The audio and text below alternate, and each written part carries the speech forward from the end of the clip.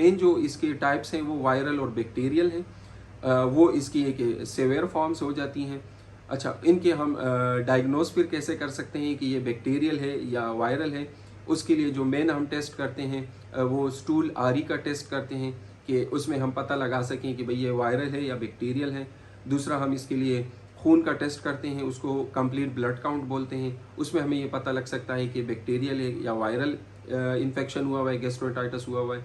और तीसरा जो है इसमें सीरम इलेक्ट्रोलाइट्स, ये बहुत ही इम्पोर्टेंट चीज़ है, क्योंकि यही वो चीज़ है जिसके ज़रिए हमें अंदाज़ा लग सकता है कि पेशेंट आया हुआ है, उसमें पानी या नमकियात की बहुत कमी है, लेकिन उसमें नमकियात कौन सी कम हुई हुई है।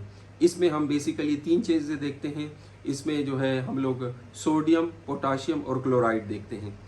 ये चीज़ें हम देखते इसलिए हैं ताकि इसी के बेस पे हमें इसकी आगे जो मैनेजमेंट होती है या इसकी जो ट्रीटमेंट होती है या इलाज होता है वो करना पड़ता है। इसके लिए जो होते हैं ये तो मैंने आपको इसके डायग्नोस्टिक टूल बता दिए। अच्छा, प्रिवेंशन इसकी हम कैसे कर सकते हैं? ट्रीटमेंट से पहले मैं आपको हमेशा यही बात करता हूँ कि हमें इलाज से ज़्यादा उसकी रोकथाम पे बात करनी चाहिए। तो प्रिवेंशन के लिए हमें ये करना चाहिए कि बाहर जो रेडी में या ऐसी खुराक मिल रही होती है या ग़िज़ाई चीज़ें मिल रही होती हैं जो बिल्कुल खुले आम पड़ी होती है रोडों पे, जिस पे गर्द आलूद हवा मतलब डस्ट वगैरह लग रहा होता है, और जो है उसको कोई प्रॉपर हाइजीन नहीं मिल रही होती। हाइजीन मीन उसको सफाई सुथराई का उसका कोई ख्याल नहीं रखा जा रहा होता, तो ऐसी खुराक से हमें इज्तनाब करना चाहिए।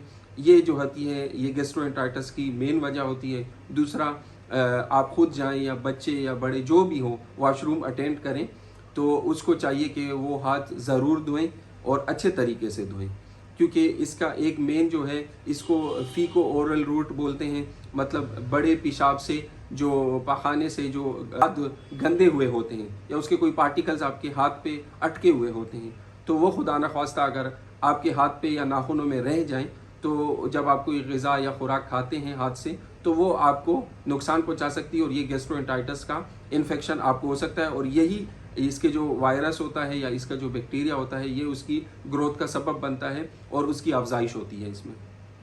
और तीसरा, हमें पानी हम कोशिश ये करनी चाहिए कि उबाल कर पीना चाहिए, क्योंकि जब कभी भी आप पानी को उबालते हैं तो उसका टेम्परेचर 100 डिग्री सेल्सियस से ज़्यादा हो जाता है, जिसमें किसी भी किस्म की बैक्टीरिया या वायरस या फंगाई वगैरह किसी चीज़ की ग्रोथ नहीं होती।